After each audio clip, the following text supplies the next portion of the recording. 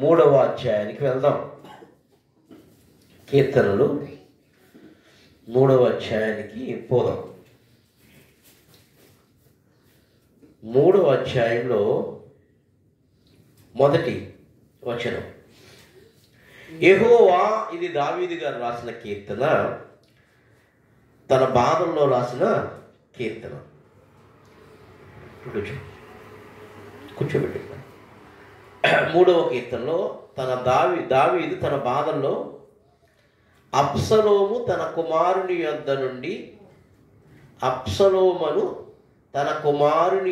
నుండి పారిపోయినప్పుడు దావీదు రచించిన కీర్తన. ఎవరి దగ్గర నుంచి?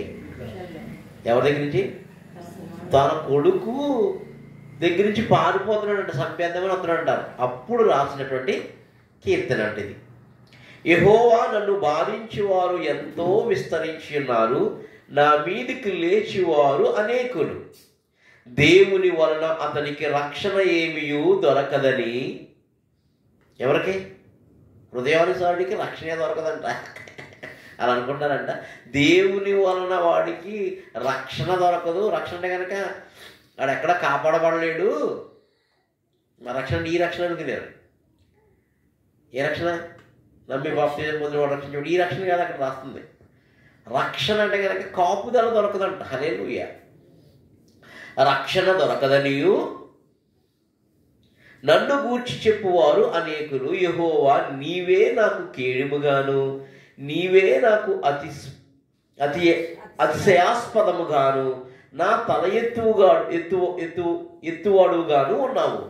ఎలుగెత్తి నేను యెహోవాకు మొరపెట్టిన ఆ టైంలో నేను నీకు మొరపెడుతుంటే తన పరిశుద్ధ పర్వతము నుండి నాకు ఉత్తరం ఇచ్చును. హల్లెలూయా. ఎక్కడి నుంచి? పరిశుద్ధ పర్వతము నుండి. యేసుప్రభువు వారు అంటారు, నేను పరిశుద్ధుని కనుక మీరును. ఈయన ఒక్కడే పరిశుద్ధుడు ఒక్కడే కాదు, ఈయన ఉండేదే పరిశుద్ధ పర్వతం మీద ఉంటాడంట. హల్లెలూయా. అందుకనే పాపులు అక్కడికి రాలేదు. అక్కడికి రాలేదు, నిలబడలేదు. అక్కడికి అపవిత్రత ఉన్నవాడు, పరిశుద్ధత లేనివాడు ఎవడో నిలబడలేడు. మీరు ఆలోచించుకోవాలి, నాతో పాటుగా మీరు కూడా ఆలోచించుకోవాలి. రేపు పొద్దున పరిశుద్ధ పర్వతం మీద మనం ఉంటాం. హల్లెలూయా. హల్లెలూయా. ఉండకుండా ఏది ఆపుతుందో దాన్ని తీసేయాలి. నేను ఈ మధ్యకాలంలో పరిశుద్ధాత్మ అనే ఒక టైటిల్ మీద ఒక యవనస్తుడు వాక్యం చెప్తున్నాడు. ఏం చెప్తున్నాడు? అతనంటే చాలా మన పేరేంటి, జకరియకి చాలా ఇష్టం. అతనులా చెప్దాం అనుకుంటాడు అంతే. అతనిలో పరిశుద్ధాత్మ లేదు, కానీ దేనికోసం చెప్తున్నాడు? పరిశుద్ధాత్మ సిరీస్ చెప్తున్నాడు. ఏ సిరీస్? పరిశుద్ధాత్మ సిరీస్ చెప్తున్నాడు. ఆత్మే లేదు. పైగా ఆత్మ అంటే అదిగో పేరు పెట్టి పిలవడం, ఇది పిలవడం కాదండి, ఆత్మనే ఎద్దేవా చేస్తున్నాడు. హల్లెలూయా. హల్లెలూయా. కాబట్టి మనం ఏంటో, మన ఆలోచనలు ఏంటో, మన హృదయం ఏంటో ప్రభువుకి అన్నీ తెలుస్తుంది తేటగా. కాబట్టి ఎవరినైనా మోసం చేయొచ్చు, కానీ పరిశుద్ధం మాత్రం మోసము చేయలేదు. ఆ కొండే పరిశుద్ధమైందంట. ఫర్ ఎగ్జాంపుల్, భూమి మీద సీనాయి పర్వతం మీద ఆయన దిగి వచ్చి ఉన్నారు కదా. దిగి వచ్చినప్పుడు ఆయన ఏం చెప్తున్నారు? ఈ కొండ దగ్గర ఎవరు రాకూడదు, ఈ కొండ దగ్గరికి ఎవరు రాకూడదు, ఎవరు ఆ కొండని ముట్టుకోకూడదు, ఎవరు ఆ కొండ దగ్గరికి ఏ పశువుని రానివ్వకూడదు, వస్తే చచ్చిపోతారు. హల్లెలూయా. నువ్వు అప్పుడు మాత్రం ఎక్కువ పైకి మోషేతో చెప్తున్నాడు దేవుడు. అంటే ఆయన దిగి వచ్చిన సీనాయి పర్వతమే అంత పరిశుద్ధమైంది అయిపోతే ఆయన నిత్యము నివాసించే ఆ పర్వతం ఎంత పరిశుద్ధమైంది? హల్లెలూయా. హల్లెలూయా. హల్లెలూయా. కాబట్టి మనము ఆ కొండ నుంచి ఇంత మాట్లాడుతున్నాడంట. ఆ కొండ మీద నుంచి, ఆ పరిశుద్ధ పర్వతం నుంచి ఆయన నాతో మాట్లాడుతున్నాడు అన్నాడు. ఈయన మాట్లాడటమే కాదు, ఈయన ఎక్కిపోతున్నాడు అనేక సార్లు. శత్రువు తరుగుతున్నప్పుడు ఇక్కడ భూమి మీద దాక్కోవడానికి స్థలం లేకపోతే అక్కడికి వెళ్ళిపోతున్నాడంట. హల్లెలూయా, హల్లెలూయా. చూడండి ఆ మాట.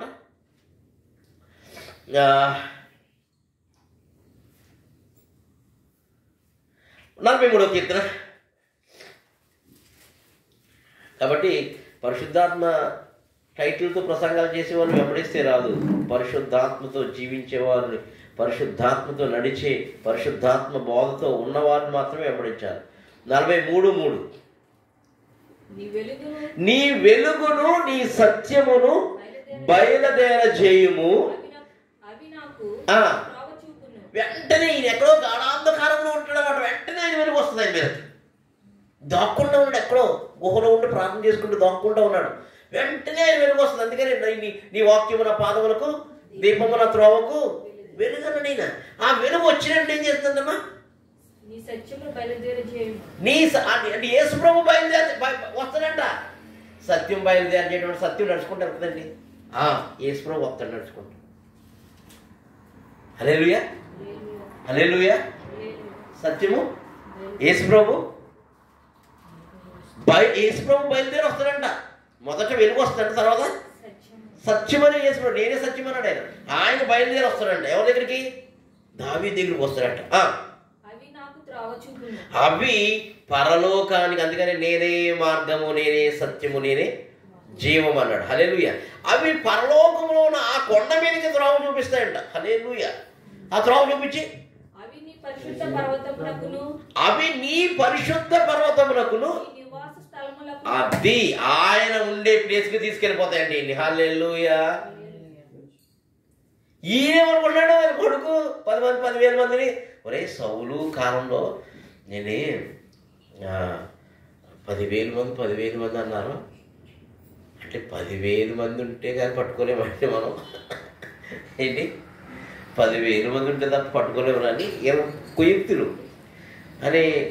సౌలు 1,000 మంది, దావీదు 10,000 మంది అని పద్యం రాశారంటే మామూలుగా ఉండదు. ఏదైనా కథ ఉందని దగ్గర బలము. కాబట్టి 10,000 మందితో సమానుడై ఉంటాడు ఆయన. కాబట్టి 10,000 మందిని పంపించండి అన్నాడట. ఎవడో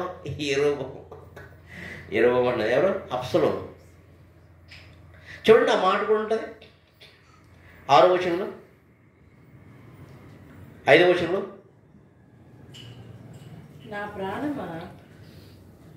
ఎక్కడమ్మా సబ్జెక్ట్? 3వ కీర్తన. యెహోవా నాకు ఆధారము, మేలుకొందును. ఎందుకు 10,000 మంది? 10,000 మంది దండెత్తి నా మీదకి వచ్చి మోహరించినను నేను భయపడను. నేను 10,000 మంది అన్నారు. మీ బాబు దగ్గర 10,000 మందిని ఎదిరించగలిగే శక్తి సామర్థ్యం ఉంది. కాబట్టి మనం 1000 మందిని 2,000 మందిని ప్రమాణం కుదరతుంది. 10,000 మందిని పంపించు, ఏమైనా పట్టుకోగలుగుతారు అనుకుంటున్నాడు. హల్లెలూయా, హల్లెలూయా. కానీ ఈయన ఎక్కడ ఉన్నాడు? ఎవడో ఎక్కలేని కొండకి ఎక్కిపోతున్నాడు. అక్కడ ఆ సత్యము, ఆ వెలుగు, ఆ సత్యము వెంబడించి వచ్చి ఆయనకి వెలుగునిచ్చి ఆ మార్గంలో తీసుకెళ్ళిపోయి ఆ పర్వతం మీద నివసింపజేస్తుందంట. నాకు 43 చదువుకున్నాం కదా. నీ వెలుగును నీ సత్యమును బయలుదేరి చేయము. యేసు ప్రభువు ముందేమి నడుస్తుంది? వెలుగు ఉంటుంది. ఆయన బయలుదేరి వస్తాడు నీ దగ్గరికి. ఎప్పుడు? ఆపత్కాలమున. ఎప్పుడమ్మా? ఎప్పుడు 3వ అధ్యాయంలో రాశాం కదా. ఏం రాశాడు ఆయన? ఎలుగెత్తి నేను యెహోవాకు మొరపెట్టినప్పుడు.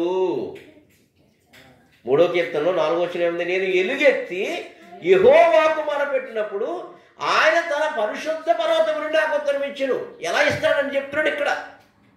అలా నేను మొరపెడుతూ ఉంటాను, సడన్గా వెలుగు వస్తుంది, సడన్గా సత్యం వచ్చేస్తుంది. ఆ సత్యం వచ్చి నన్ను ఆ పర్వతం మీదకి తీసుకువెళ్ళిపోతుంది. హల్లెలూయా. అంటే దేవుని ఆత్మ వచ్చి పరలోకానికి తీసుకుని వెళ్ళిపోతుంది. హల్లెలూయా. ఈ ఎక్స్పీరియన్స్ ఉండాలి. శత్రువుని సపరేట్. ఏలియా గారికి ఇదే ఎక్స్పీరియన్స్. ఏలియా గారికి ఈ ఎక్స్పీరియన్స్ తోటే బతుకుతూ ఉంటాడు ఏలియా.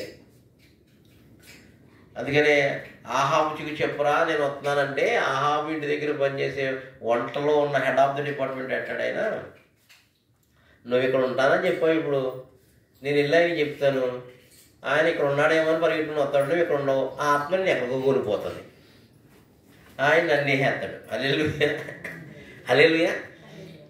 ఏలియా కూడా అదే, ఏలియాని పట్టుకోవడం కూడా పంపించాడు జనాలు, దొరికాడా? ఇతన్ని పట్టుకోవడం కూడా. అంటే ఆత్మలో వర్ధిల్లుతున్నటువంటి ఎవడైనా కూడా, ఆత్మలో నివసిస్తున్నవాడు ఎవడైనా కూడా, ఆత్మతో సాగుతున్న వాడిని ఎవరిని కూడా ఏ అపాయము ఏ కీడు రాలేదు. ఎందుకంటే పరలోక దూతల సమూహంలో వాడు భద్రపరచబడి ఉంటాడు. హల్లెలూయా హల్లెలూయా. నీవు రాకపోకలు ఎందు దూత నీకు కావలా ఉందని మనం రాసుకుంటాం కదా, హల్లెలూయా. కానీ ఇతను ఎక్కడ వెళ్తున్నా, ఏ రాకలో వెళ్తున్నా, అంటే కనుక మార్గంలో వెళ్తున్నా, ఏ పరిస్థితి గుండా వెళ్తున్నా, అక్కడ ఇతను దూత కావలం ఉంటుంది. ఎందుకంటే ఇతడు హృదయానుసారుడు. ఎవరు? హృదయానుసారుడు. నువ్వు గనక హృదయానుసారుడిగా మారితే, హృదయమే మోసమైంది, ఆ హృదయానుసారుడికి ఏది కావాలో, ఎప్పుడు కావాలో, ఎక్కడ కావాలో అది ఇవ్వబడుతుంది. హల్లెలూయా హల్లెలూయా.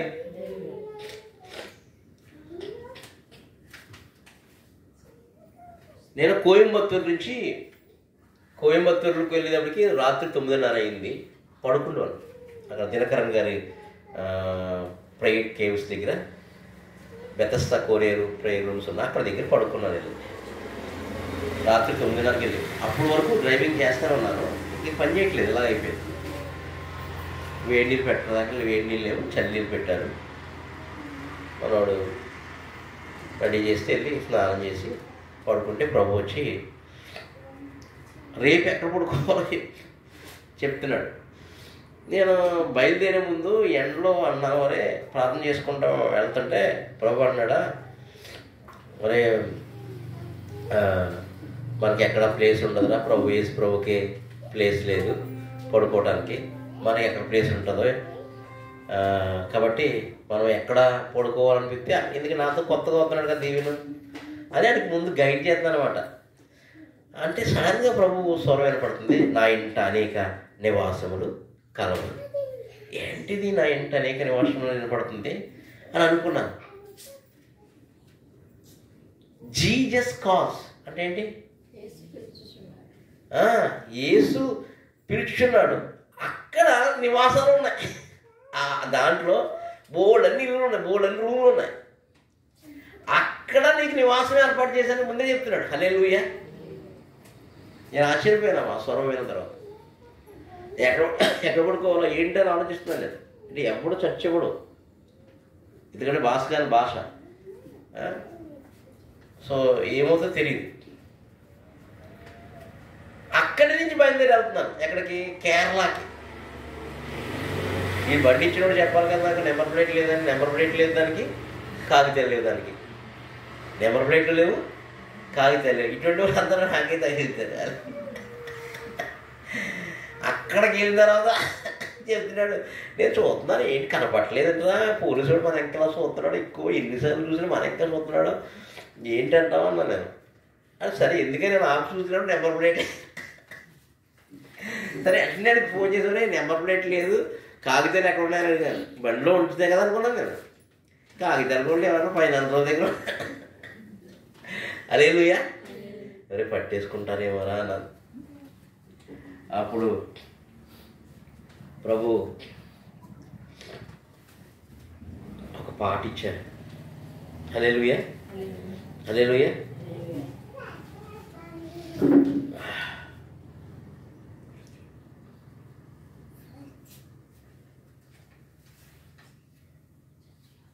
హల్లెలూయా హల్లెలూయా హల్లెలూయా.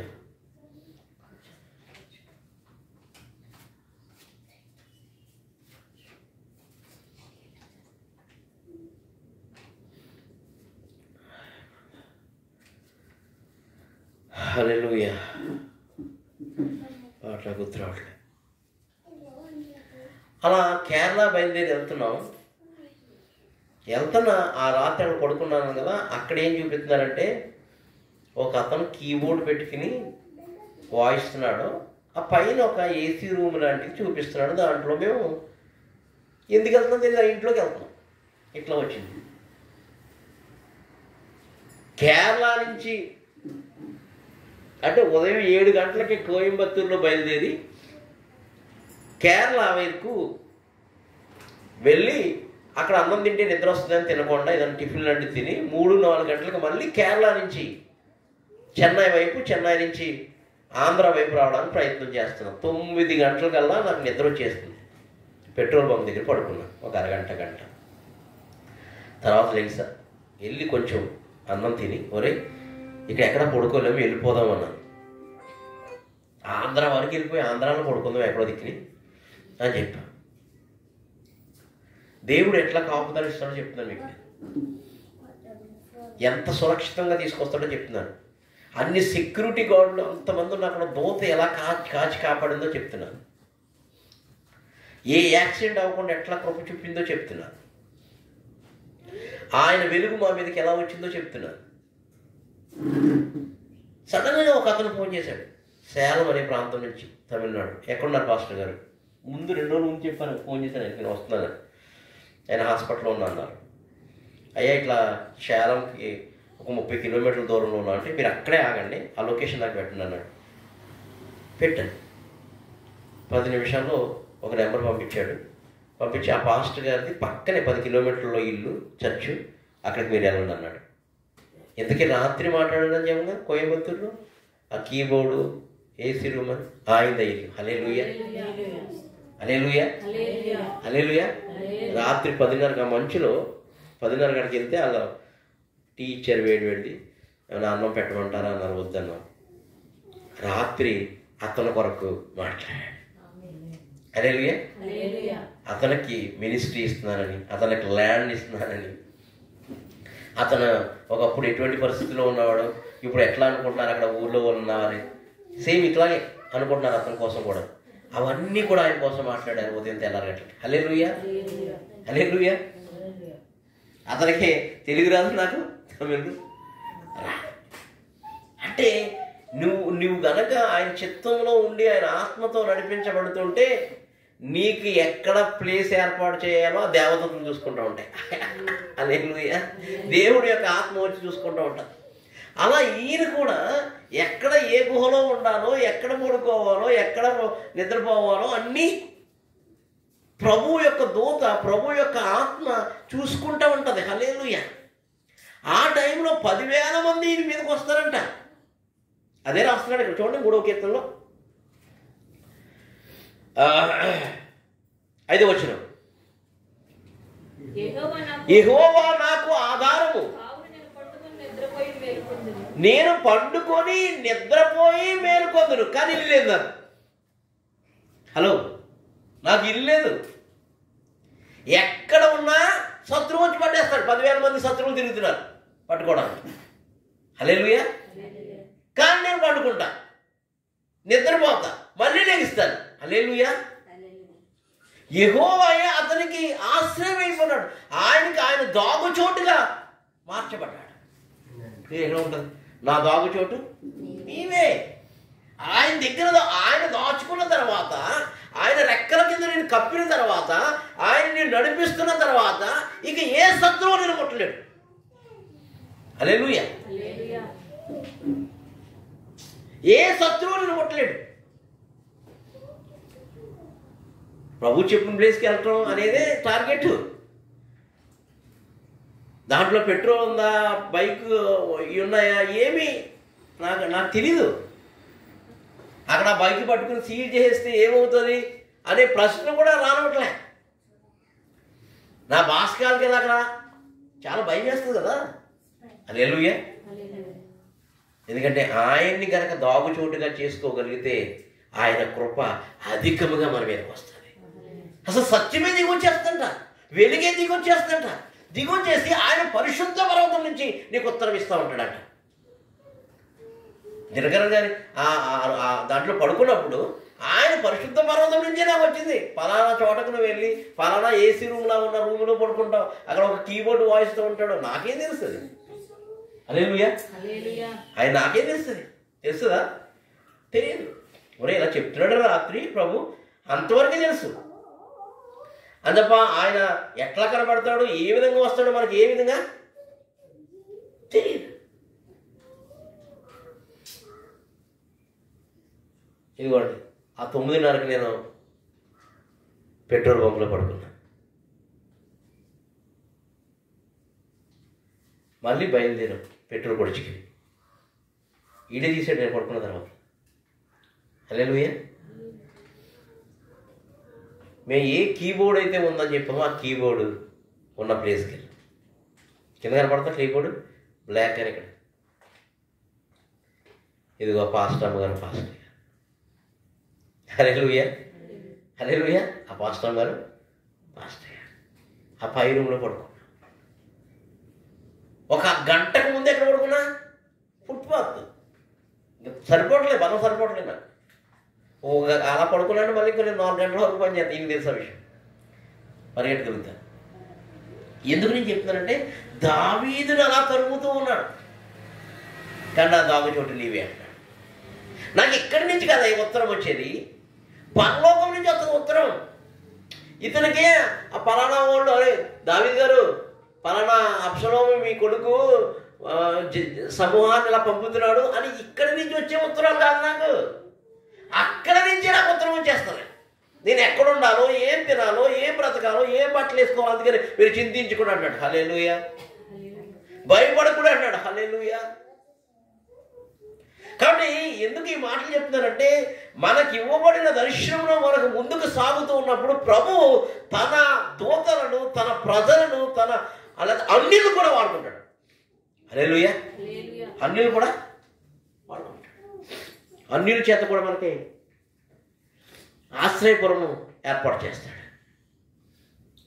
మన జీవితంలో వెలుగెత్తి మొరపెట్టే కృప ఉందా లేదనేది ఇప్పుడు మెయిన్ పాయింట్. అది వెలుగెత్తి మొరపెట్టినప్పుడు మాత్రమే ఉత్తరం వస్తుంది. వెలుగెత్తి మొరపెట్టినప్పుడు మాత్రమే ఆ పరలోకము తెరవబడి ఆయన పరిశుద్ధ పర్వతం మీద, ఆ పరిశుద్ధ సింహాసనం మీద ఆ పరిశుద్ధుడు ఆయనతో మాట్లాడుతున్నాడు. ఎంతకాలం ఏంది దేవుడితో నువ్వు మాట్లాడి? అది ప్రశ్న. నీతో దేవుడు మాట్లాడి ఎంతకాలం అయింది అన్నాను. ఆయన పరిశుద్ధ పర్వతం నుంచి నీకు స్వరం వచ్చి ఎంతకాలం అయింది? సేవకులు అయినా కావచ్చు, విశ్వాసం అయినా కావచ్చు, ఎవరైనా కావచ్చు. నేను లేచిన వెంటనే ప్రభు నీతో మాట్లాడా అనే ప్రశ్నతోటి మొదలవుతుంది నాది దినచర్య. నా వైఫ్ తోటైనా సరే, నాతోటైనా సరే. హల్లెలూయా.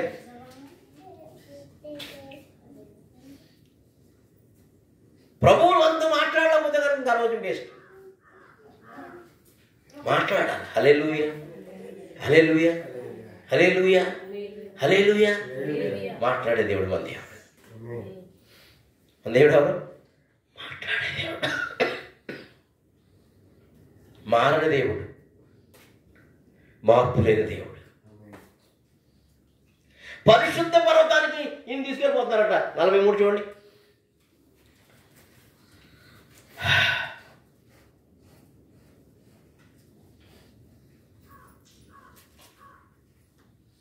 అవి నీ పరిశుద్ధ పర్వతమునకును నీ నివాస స్థలమునకును నన్ను తోడుకొని వచ్చును. ఎవరు తోడుకుని వెళ్తాయి? అందుకనే శరీరము బలహీనత, ఆత్మను తోడుకుని వెళ్ళిపోతాయంట. ఎక్కడికి?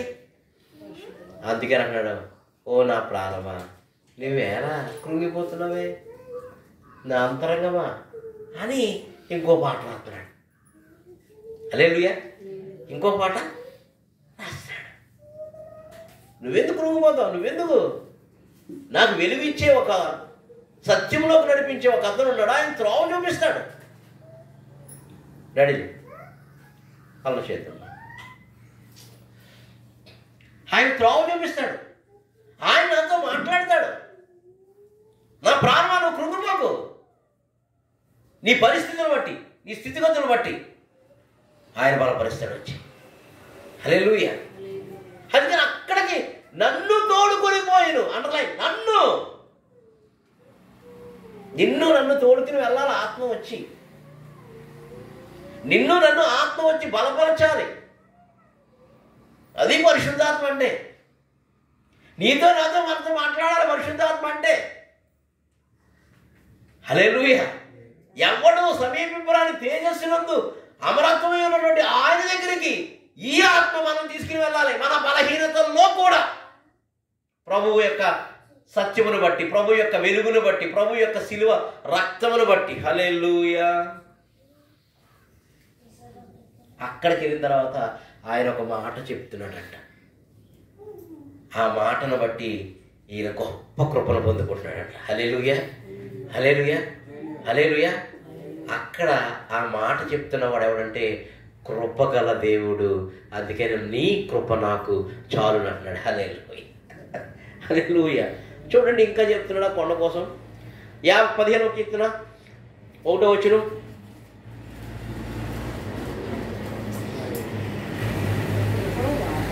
యెహోవా నీ గుడారములో అతిథిగా ఉండదగిన వాడు ఎవడు?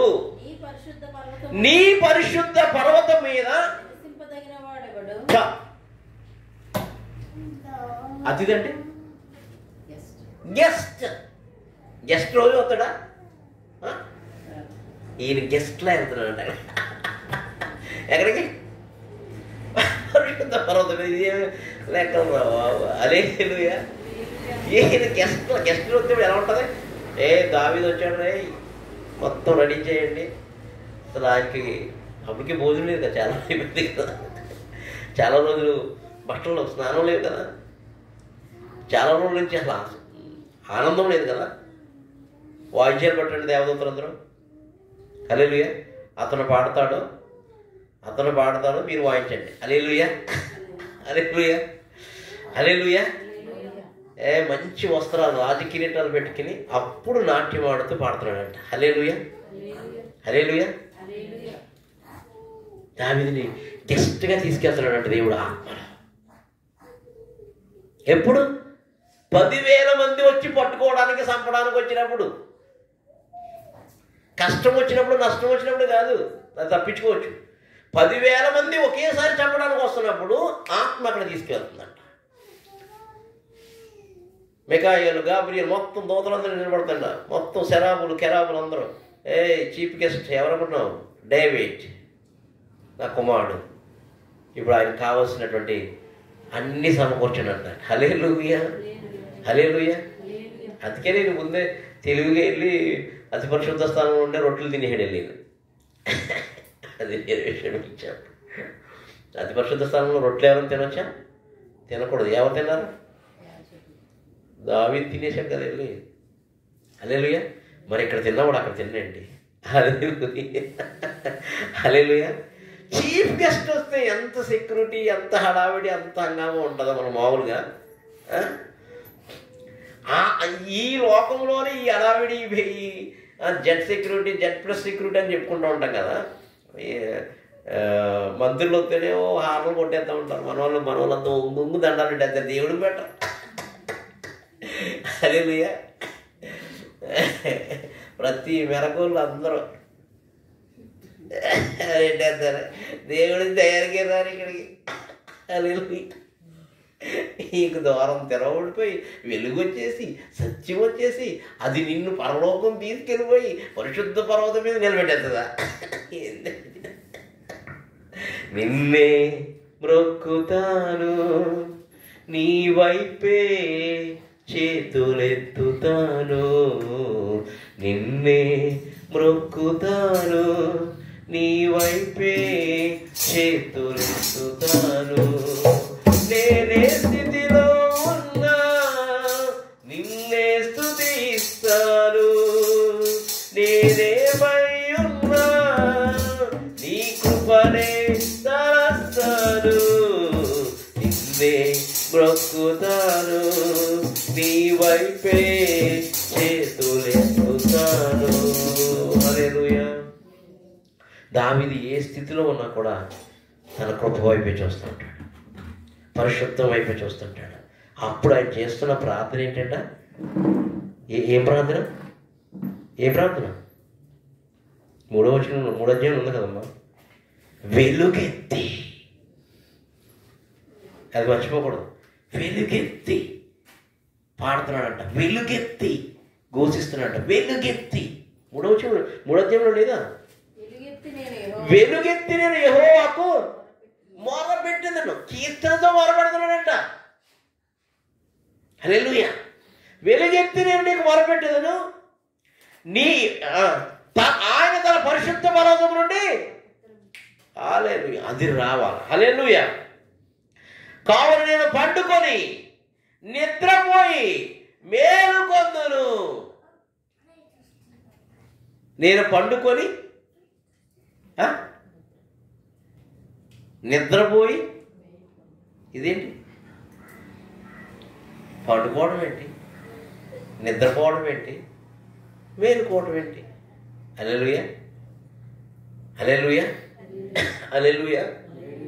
పండుకుంటే నిద్రపోయినట్టే కదా, మరి నిద్రపోవడం ఏంటి? హల్లెలూయా.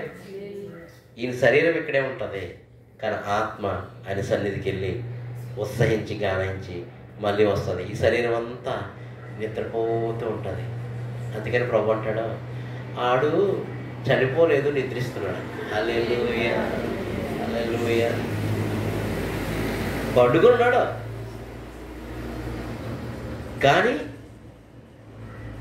కళ్ళు మూసుకున్నాడంటే ఆత్మ లేదంతే. హల్లెలూయా. ఆత్మ ఎక్కడుందంటే ఆయన పరిశుద్ధ పర్వతం మీద స్తుతిగానాలు చేస్తాడు. హల్లెలూయా. హల్లెలూయా. హల్లెలూయా. అందుకని ఆయన ఏం రాస్తాడంటే, ఆయన కొండ ఎక్కాలి. ఏమైనా సరే ఆయన కొండ ఎక్కితే మామూలుగా ఉండదురా అనే విషయాలు. నీ యెహోవా నీ గుడారంలో అతిథిగా ఉండదగిన వాడెవడు? నేను ఉంటా. ఉండదగిన వాడు ఎవడో లేకపోతే ఎందుకు రాయడం వల్ల? నేను ఉంటా. నీ పరిశుద్ధ పర్వతం మీద నివసింపదగిన వాడు ఎవడుంటాడో నాకు తెలీదు. నేనుంటా. నేను నీ హృదయానుసారండి. హల్లెలూయా.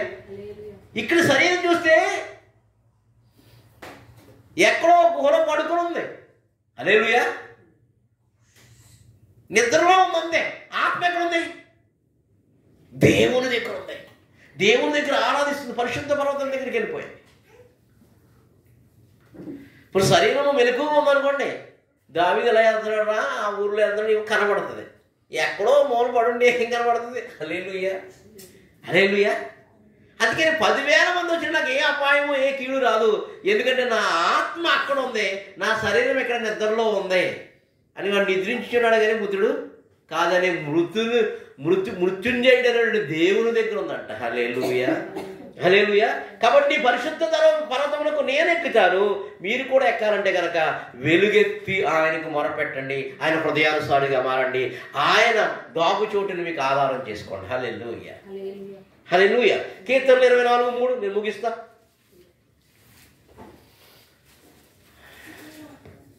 యెహోవా పర్వతమునకు ఎక్కదగిన వాడెవడు? ఆయన పరిశుద్ధ స్థలములో నిలువదగిన వాడు. చూడండి ఎన్నిసార్లు చెప్తున్నాడు. ఎవడో లేకపోతే ఎందుకు సార్ రాస్తారు సార్?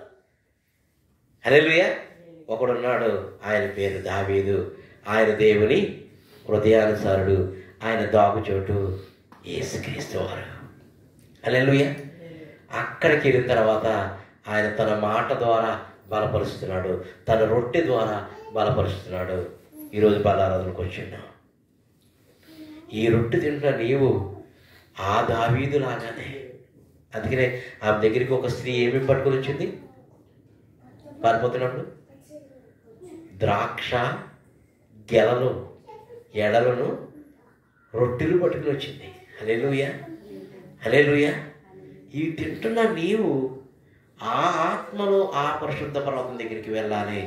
అది తింటున్న నీలోనికి ఆయనలో ఉన్న బలము నీ దగ్గరికి రావాలి. ఒక్క మాట ఆయన చెప్పినట్టు ఎంత బలం వస్తుంది? దేవుడు మాట్లాడితే అంత బలము ఈ బల్ల ద్వారా నీలోకి రావాలి. హల్లెలూయా. హల్లెలూయా. కాబట్టి ప్రభు మనం కూడా ఆయన పరిశుద్ధ పర్వతం దగ్గరికి హృదయానుసారులుగా మార్చిబడి ఆయన కీర్తిస్తూ స్తుతిస్తూ ఆయన దాగుచోటుగా మలుచుకుని మనం కూడా ఆయన పరిశుద్ధ పర్వతమునకు ఎక్కదగిన వాడు నేను కూడా ఉన్నానయ్యా అని వెలుగెత్తి మొరపెడదాం. ప్రార్థన చేద్దాం.